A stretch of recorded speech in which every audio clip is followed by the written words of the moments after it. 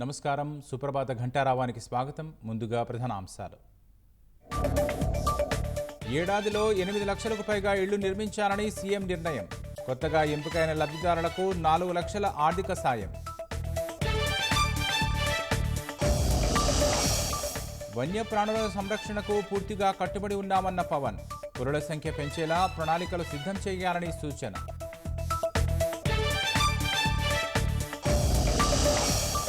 మదనపల్లె కేసులో ముమ్మర దర్యాప్తు. వైసీపీ మాజీ ఎమ్మెల్యే నవాజ్ బాషాపై కేసు నమోదు.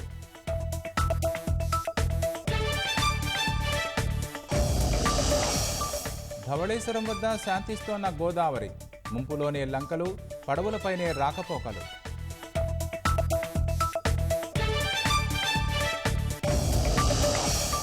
బ్యాగుల్లేని బడి కార్యక్రమానికి కేంద్ర విద్యాశాఖ సిద్ధం. తొలుత 6 నుంచి 8 తరగతులకు ఏటా 10 రోజులు అమలు.